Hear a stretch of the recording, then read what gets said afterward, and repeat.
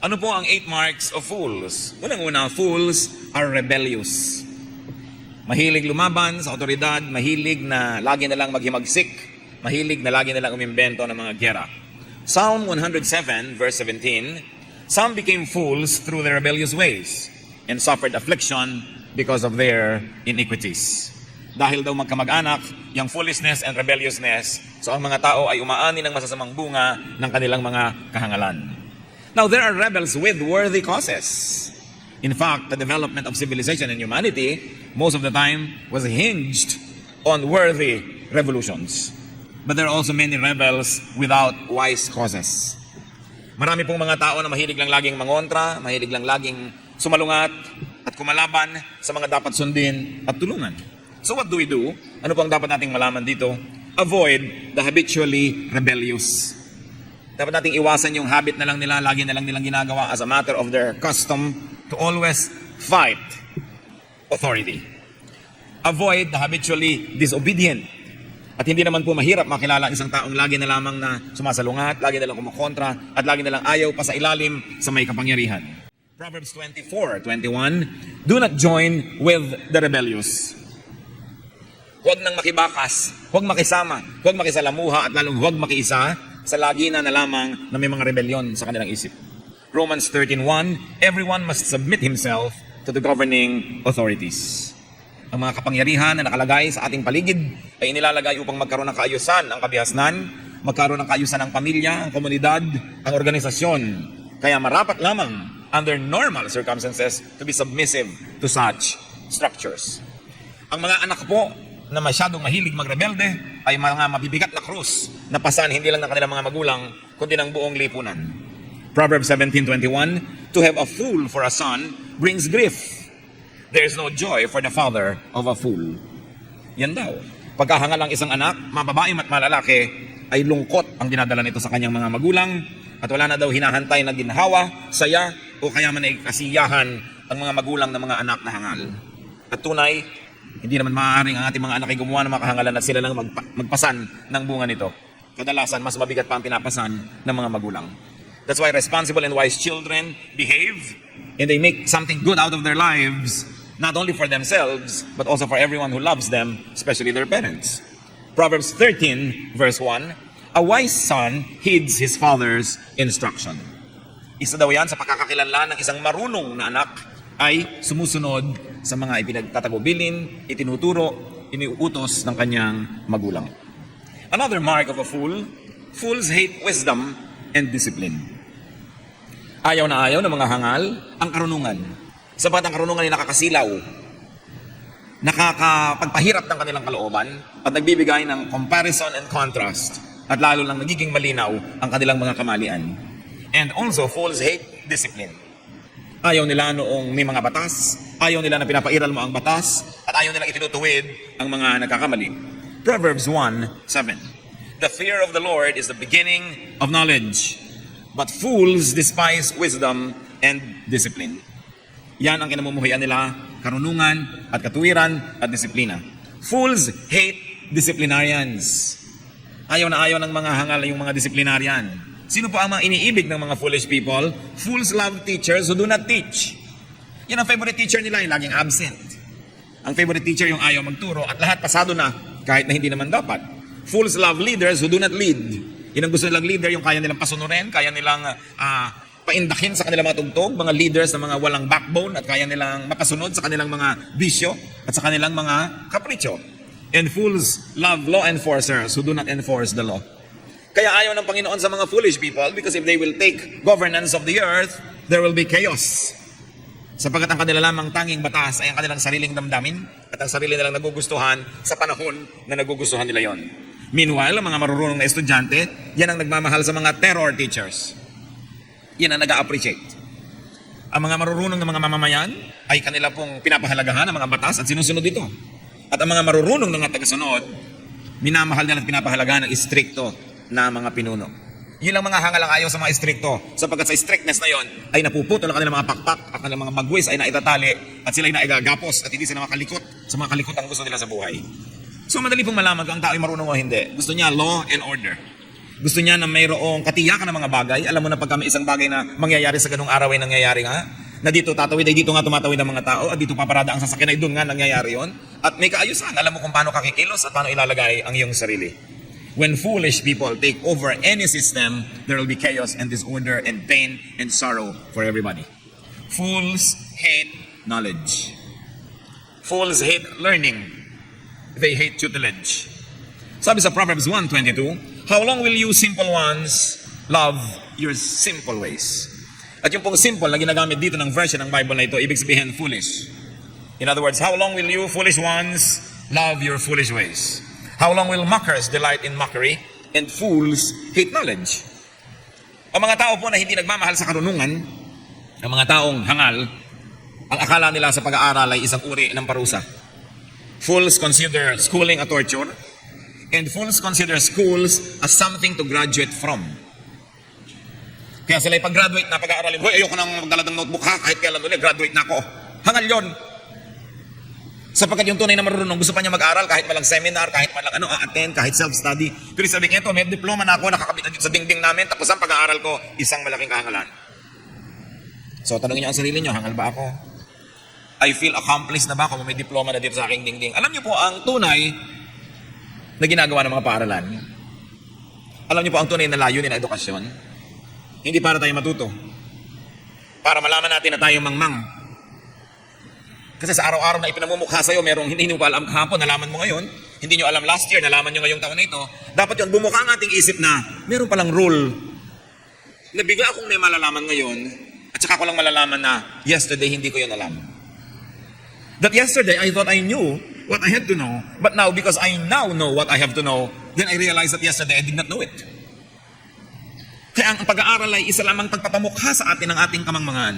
Kaya hindi dapat nagiging mga palalo at mayayabang yung mga nag-aaral. That's why true wisdom leads to humility. Because you begin to know that you do not know. And because you know that you do not know, you make your heart teachable. You open your eyes and ears, and you open your heart to instruction, to correction, to revisions. That nothing is ever permanent as far as knowledge is concerned. That only a fool does not change his mind. Yung mga ayaw na magpalit ng iniisip nila dahil yun na ang pumasok sa isip nila, isang uri ng kahangalan. Sapagkat kung meron tayong napatunayan na higit na mataas na uri ng karunungan, dapat nating palitan yung karunungan na yan sa ating utak nang mawala ng laman yung space na yon at na magkaroon ng espasyo sa isang bagong karunungan. Isang mahalagang bagay mga kapatid, patuloy na pag-aaral. Nobody really gets to know what there is to be known. But what is important is to keep on knowing more and more things. Patuloy na pag-aaral, pagsisikap, at patuloy na pagpapalago ng ating isip. Fools are complacent. Walang pakialam sa mundo, lagi ng kontento, dahil wala namang ambisyon. Fools feel successful because they have no goals to reach, and therefore they don't know that they never reach any goal at all. Proverbs 1:32, for the waywardness of the simple, and read foolish, for the waywardness of the simple will kill them, and the complacency of fools will destroy them. Yan daw pagsasawalang bahala, kawalan ng ambisyon, kawalan ng involvement sa pag-asenso ng sarili at ng kapaligiran, yan daw ang tiyak na sisira sa mga taong hangal.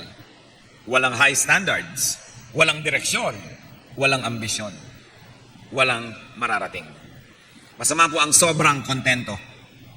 Ang itinuturo sa ating uri ng contentment ng Biblia ay yung matapos mong magawa ang lahat ng kaya mong gawin, ipinasadyos mo na ang lahat at tinanggap mo na ang bunga. Pero yung wala ka pang ginagawa, kontento ka na, hindi yan ang tinatawag na contentment. That is complacency. Proverbs 6:10-11, a little sleep, a little slumber, a little folding of the hands to rest, and poverty will come on you like a bandit, and scarcity like an armed man. Yan daw ang kailangan lang gawin ng tao upang tiyakin na walang buting hinaharap ang kanyang buhay. Tulog ng tulog, siesta ng siesta, mahimbing na mahimbing, laging nakahalukip-kip, nakakibit-balikat, pahinga ng pahinga, wala namang pinagkakapaguran. At ang kasunod daw noon ay tiyak na kahirapan, karalitaan, kasalatan. Darating daw na isang parang bandido, parang armadong mga tulisan, aagawan ka ng kung anuman ang pinapahalagahan mo sa buhay. At sigurado daw ikaw mabubuhay sa kasalatan, sa kakulangan, a little sleep, a little slumber, a little folding of the hands to rest. Yun po mga complacent people have no sense of urgency. At sa kanila, ang kanilang motto, pwede na yan. Yan ang motto ng mga complacent, ng mga walang mararating, pwede na yan. Meron pa yon, wala tayong magagawa. Yan ang mga kanilang mga mahihilig na sabihin. Dapat mo sinasabing meron tayong magagawa. Dapat meron tayong gawin, hindi wala tayong magagawa. Ganyan lang talaga yan. Dapat nasasabihin natin, hindi dapat ganyan yan. Lalo po ang mga anak ng Diyos na tayo may pamantayan ng salita ng Panginoon, ng kanyang mga katuruan, at ang mga layunin niya sa ating buhay, may goal tayo. Hindi lang tayo pagulong-gulong na kung saan tayo itapon ng tadhana. Merong dapat marating. We were created to do good works. Decided upon beforehand, before the foundations of the world, the Lord has determined what every person should accomplish in this short lifetime. It is short, but it is always long enough to achieve for God and to change from glory to glory. Ano pong goal natin sa buhay? Katulad halimbawa sa Bible reading, may goal ba kayo na matapos nyo man lang mabasa ang isang libro sa loob ng isang panahon? O kung ano na lang. May goal ba tayo sa ating savings? Makapag-save man lang tayo ng ganitong uri ng halaga? At patuloy tayong maghanap buhay para may nakatabi tayong pampalakas man lang ng loob? At panggasto sa mga emergency?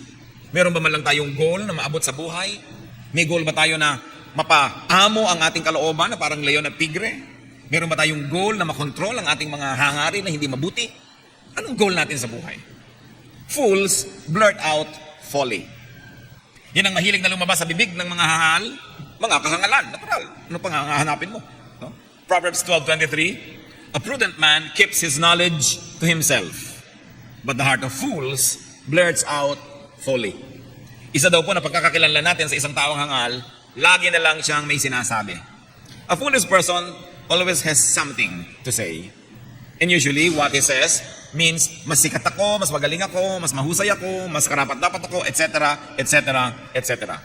Pagka sinabi mo na ikaw ay graduate ng high school, yung full ba ako, graduate ng college, yung lagi siyang panalo.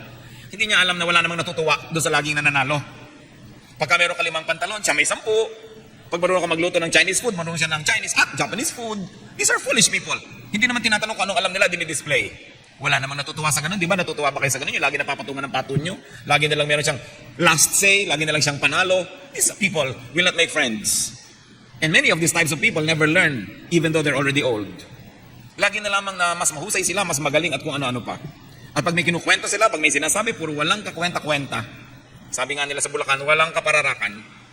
Mga walang katorya-torya ang mga bagay, ang mga topic. Pumunta kami, umakyat nga kami, ang laki ng bayabas, tahawanan kami. Ano ba pinagsasasabi ng tao ito? It's a waste of words. Pati ang mga tanong, laging walang kakwenta-kwenta. Laging yun na lang ng yun na tanong, ayaw mo nang sagutin. Dahil wala namang mararating ang usapan. And they blurt out. They don't just whisper it, they shout out and declare to the world that they are ignorance. Mabuti pa yung mga hangal na hindi sobrang kahangalan, they keep their folly to themselves and to their associates. But hopeless fools display their foolishness. Bakit po natin pinag-aaralan ng mga ito mga kapatid? Una, nasa Bible, so dapat pag-aralan, pero meron sigurong mas malalim na dahilan. Tiyakin natin hindi tayo ang mga ito. O kaya man, ay tingnan natin yung mga taong umi-impluwensya sa atin, kung sila ito, at dapat nating pag-ingatan, at dapat tayong lumayo-layo kahit man lang kaunti. Sapagkat kapahamakan ang naghihintay sa mga hangal at sa kanilang mga kayakap sa tuwina. Fools do not know they do wrong. It is one big and unfailing measure of foolishness. Iba po yung gumagawa ng mali at alam nating mali tayo, at iba yung gumagawa ng mali na kumbinsido siyang tama siya. Napakahirap kausap yon at napakahirap kasama yon. Ecclesiastes 5:1. Guard your steps when you go to the house of God. Go near to listen, rather than to offer the sacrifice of fools who do not know that they do wrong. Meron palang mga tao na gumagawa ng mali at nakikipagtalastasan pa nga sa Diyos na walang kamalay-malay na mali ang ginagawa nila at hindi nila dapat pinagagagawa ang mga yon. And these are the dangerous wrongdoers, the ones who do not appreciate their condition, their error, their folly. They cannot even repent. Paano nga naman magsisisi? Paano maghuhunos dili? Paano magbabagong loob ang isang taong hindi man lang natatanto na siya'y mali pala? At ito'y napakalaking problema sa buhay. At yung pong mga tao na hindi man lang alam na sila'y mali ay gusto pa nilang i-promote ang kanilang kamalian. Gusto pa nilang magkaroon ng mga converts at mga taga-alagad at mga taga-sunod at pairalim ang kanilang mga kamalian. So pinag-iingatan sa ating sarili at sa ating kapwa ang ganitong uri ng kahangalan. Fools just wanna have fun. Isa yan. Hindi masama to have fun, hindi masama na magpahinga, hindi masamang sumaya, pero yung laging yun na lang ng yun ang hinahanap sa buhay, isang uri ng kahangalan. Fools just wanna have happiness. They always want happenings. Sabi nga nila mga gimmick. Ecclesiastes 7:4, the heart of the wise is in the house of mourning, but the heart of fools is in the house of pleasure. Yan daw ang puso ng mga marurunong. Nandun sa mga lamayan, nandun sa mga patay, nandun sa mga ospital na may pasyente, nandun sa may mga dinadalang mga kalungkutan at hirap, nandun daw sa mga nagluluksa. Subalit ang puso daw ng mga hangal ay laging nasa party. Bakit? Dahil sinasabi din ni Solomon, maraming itinuturo ang kalungkutan. Maraming ibinubukas na mata. At ang hapdi at kirot ng mga sugat na ating nadarama ay nagpapayaman sa ating pagkatao, nagpapalawak sa ating isip. Kaya kahit sa mga artista, iba ang nagiging performance ng mga nagkakaroon ng maturity at mga karanasan, lalo't mga nasaktan sa buhay, nagkakaroon ng depth, lalim ang kanilang performance. Pero yung tao na laging gusto fan center, laging gusto nagmo-malling na lang, puro gimmick, puro casino, puro pagpapasarap sa katawan, at walang balanse na pagtatrabaho, pagsisikap, at pagharap sa mga krus na dapat pasanin, this is a sign of foolishness. Ang marurunong na tao hindi umiiwas sa mga hilahil at lungkot. Hinaharap ito. Because you learn from every lonely day. And also, that is a difference between wise and foolish people. Foolish people go through difficulty, they go through sorrow and pain, at bukas gagawin na naman uli nila yon na parang wala silang natutunan. Habang mahirap na nagdadala ng lungkot, subalit kung ang mga kapaitan ay nagpapayaman sa ating pagkatao, nagtuturo sa ating lalong maging makatao at maramdaman natin ang dinarama ng iba. Malagay yung ating sitwasyon sa kanilang sitwasyon upang tayo mas maging mapagtangkilik, matulungin, maawagi, mahabagin. Yan ay nagpapayaman sa atin. Pero kung hahayaan mo lang ang lungkot at palungkutin ka ng palungkutin, then you become bitter and you become negative, what happens? You become more and more foolish. Pagka meron pong kalungkutan sa ating buhay, ang ating tanungin, ano ang magandang matututunan ko dito? Ano ang mali kong ginawa? Kaya ako ngayon ay malungkot, na pwede ko namang ituwid sa susunod para hindi na muling dumalaw sa akin ang kalungkutan na ito. O kaya, wala naman ako maling ginawa, pero sino ang mga maling kasama ko na damay tuloy ako? Sapagkat tinuturo ng Biblia na pag-ingatan kung sinong kasama, pag-ingatan kung sinong kasama mong namumuhunan, pag-ingatan kung sino ang iyong pakakasalan, sapagkat walang pwedeng disaster na mangyari sa mga taong ito na hindi tayo madadamay, sapagkat tayo lapit-lapit. Kaya nga pati yung mga damo na tumubo sa gitna ng mga maayos na halaman, ay gustong bunutin agad-agad ng mga tao, at sabi ng Panginoong Hesus, yung bunutin, sapagkat sa ilalim ng lupa ay buhol-buhol ang mga ugat niyan. Pag binunot ninyo yung damo, ay mabubunot din yung mga mabubuting halaman. Hintayin yung tumibay muna mga ugat ng mabubuting yan bago nyo bunutin ang damo. Sapagkat nagkakabuhol-buhol ang ating buhay, one mark of a fool, nakikipagbuhol siya ng buhay niya kahit na lang kanino. Nakikisama, nakikisalamuha, nakikisangkot kahit na lang kanino. Pinipili natin yon. At number 1 na iniiwasan mga kapatid, makisangkot sa mga chismosa at chismosa. Sa mga taong pirmeng nag-aakyat sa'yo ng balita, dahil pagbaba niyan, balita naman tungkol sa'yo, ang iaakyat niyan sa iba. Huwag magtiwala sa taong laging may kwento tungkol sa iba. Pagtalikod nyo, kayo ang kwento niya. Huwag sumasali sa mga gulo. Sapagkat yung mahilig makinig sa mga chismis, pag may nagsabunutan na dalawa, sangkot kayo, tatawin, singa ang may sabi, masasama ka sa gulo. Avoid such people. That's why we are studying the marks of fools, so that they will have very minimal or no negative effect on our lives at all. Fools are easily angered. Madaling magalit. Madaling galitin. Fools are easily provoked. Kaya nakikita nyo po, nababasa natin kumisan sa mga dyaryo, nagbarilan dahil lang sa parking lot. Kumisan ay nagkapatayan dahil lang nagkainisan ng konti. Ganun ba ang halaga ng ating buhay na isusuong mo sa panganib dahil lang nainis ka? Ecclesiastes 7:9. Do not be quickly provoked in your spirit, for anger resides in the lap of fools. Huwag daw agad-agad na nagagalit. Sapagkat yung galit, yung ngit-ngit, yung puot, ay kalong-kalong ng mga hangal. Doon yan kumakalong. Kaya kung ayaw nyo magkalong ng apoy na naglalagablab, kailangan suriin ang ating sarili. Madali ba tayong magalit? Ngayon, kung madali kayong magalit nung kayo ay 20 years old, sige, 20 naman kayo eh. Pero yung 21 kayo, madali pa rin kayong magalit, parang wala tayong natutunan in 1 year's time. Eh paano kung 30, 40, 50 na kayo, magagalitin pa kayo. In fact, 70 years old na kayo, lagi pa kayo nang gagalaiti. Parang wala naman tayo natutunan sa buhay. Babaunin nyo na sa pagtanda ang simangot, yung galit. Yung pag nasa kusina kayo, lahat ng kasambahay nyo nandun sa sala. Pagpunta nyo sa sala, alis lahat ng tao, punta sa kusina. Walang ginagawa ang tao, kundi iwasan kayo dahil sobra kayo magagalitin. Gagawa kayo ng mabuti sa isang tao, ipag sa shopping nyo, ibibili nyo ng maraming pagkain. Tapos biglang sinusukat niya yung damit, napilas ng kote, sisigawan niya ng kutakot-takot. Parang baliwala lahat yung binili nyo. Ipagluluto nyo ang inyong pamilya, nagkapasupaso kayo, nagkalapnos-lapnos. Pagkatapos, galit na galit kayo dahil hindi sila kumain agad, lumamig. Parang baliwala naman ang inyong mga kabayanihan. Yung mga sobrang galit. Pabata yan eh. Panghangal. Kasi kung naisip natin na wala naman tayo napapala sa galit. At in fact, yung laging magagalitin, yun din naman yun ang gumagalit sa kanya. Yung pagkaangasawa niya, pag naglakad, nagulo na lahat ang mga, nabangga na lahat ang mga sopa. Kahit yung pagalitan niya, babanggain pa rin niya yun. So, na kayo magalit.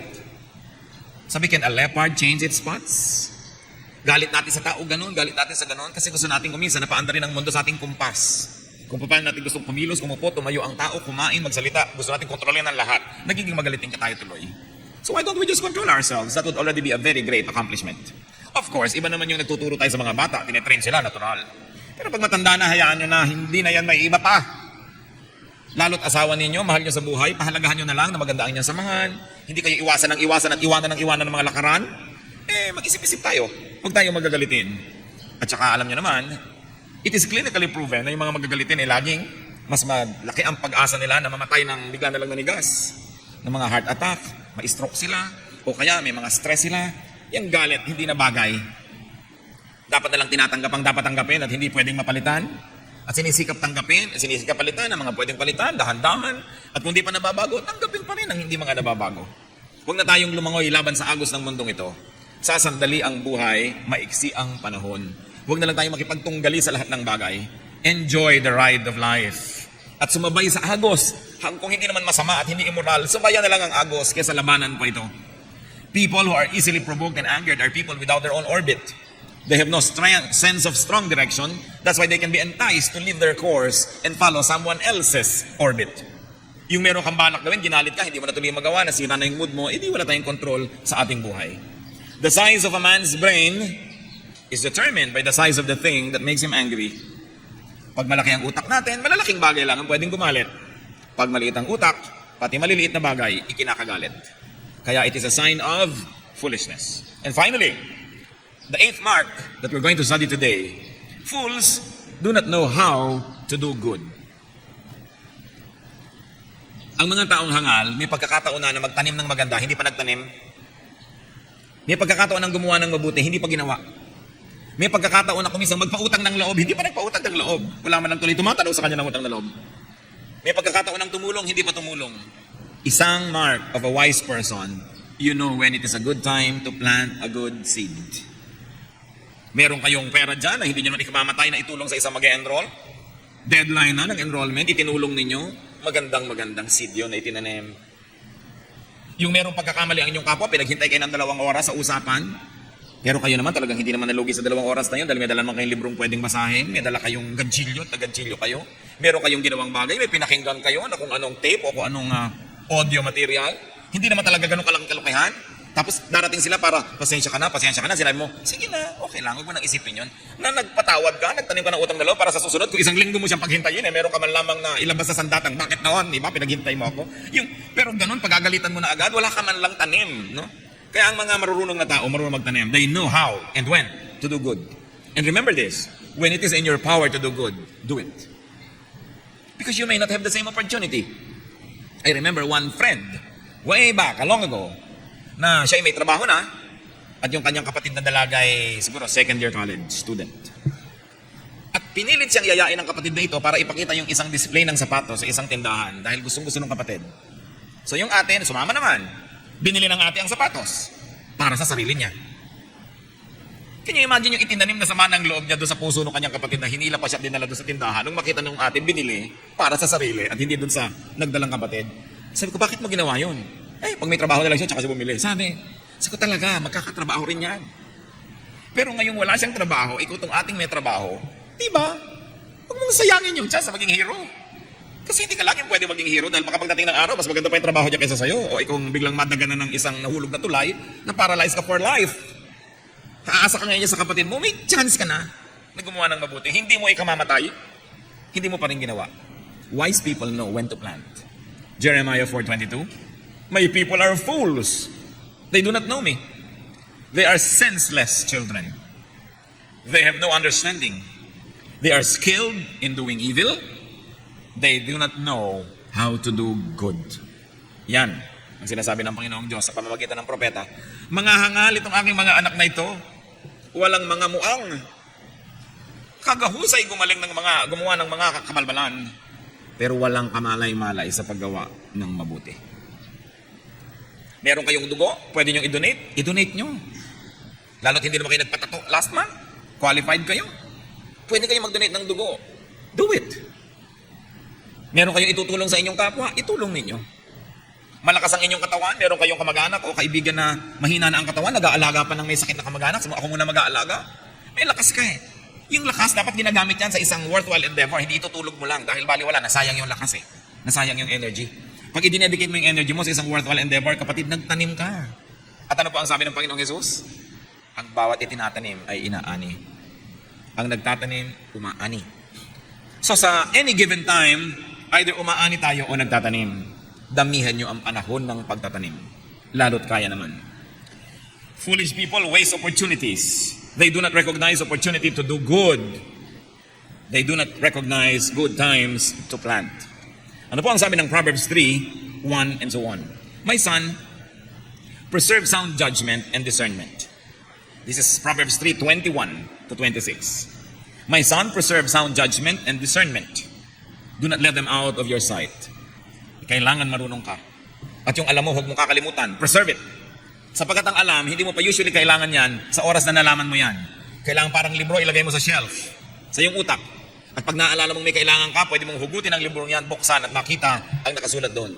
Sabi, lahat ng nalalaman mo, i-store mo sa iyong utak, reviewin mo sa mga panapanahon. Ano nga bang nalaman ko tungkol sa pagluluto? Anong nalaman ko tungkol sa carpentry? Anong nalaman ko tungkol sa pagtitiklop ng damit? Dapat nakatago lahat sa iyong utak, sapagkat hindi mo alam, bigla-bigla mong kakailanganin. Sabi, do not let them out of your sight. They will be life for you, an ornament to grace your neck. Yun daw karunungan, higit na magandang dekorasyon sa ating leeg kaysa mga kwintas. Hindi na i-snatch, hindi nawawala, hindi kumukupas, at hindi ipapalulun sa iyo ng magnanakaw kung nagkataon. Sabi, kailangan meron kang karunungan. Then you will go on your way in safety and your foot will not stumble. Yan daw ang pinakamagandang paraan ng paglalakad ng hindi ka matatalisod, yung may kaliwanagan ng iyong isip. Alam mo kung saan dadaan, alam mo kung paano tatahak sa landas na yon. When you lie down, you will not be afraid. When you lie down, your sleep will be sweet. Gano'ng karami po ang pag nahihiga ay tulog? Ang sarap nun. Hindi ka nag-aalala, hindi ka natatakot sapagkat alam mo na marami kang ginawang mabuti, alam mo na marunong ka, at yung mga itinanim mo, makapagising mo, ayan, harvest time na. Have no fear of sudden disaster or of the ruin that overtakes the wicked. For the Lord will be your confidence and will keep your foot from being snared. Ito po ang isa sa mga takot ng tao, yung biglang merong mangyaring disaster. Biglang mawala ng trabaho. Biglang magkaroon ng sakit. Biglang masunugan ng bahay. Biglang maghirap. Biglang maiba ang tinatamasa sa buhay. Pero sabi po ng Proverbs 3:21 to 26, kung ikaw ay nagpapakarunong at nabubuhay ka ayon sa karunungan, hindi mo kailangang mangamba na biglang-biglang dadagukan ka ng kapalaran. You know why not, brothers and sisters? Because disasters don't just happen instantly. Usually they seem to happen instantly, but disasters are long in the making. Maging ang pagbagsak ng mga imperyo, hindi dahil sa isang digma na natalo sila. Kadalasan ito ay matagal, dahan-dahang pagkabulok ng kanilang kabihasnan. Pati ang pagkawasak ng isang pamilya, hindi pwedeng may ginawa si Mr. na wrong today tapos wasak na ang pamilya nila bukas. Usually mga 1 buwan, 2 buwan, 3 taon, 5 taon niyang ginagawa yon, dahan-dahan, unti-unti hanggang biglang sumambulak. No?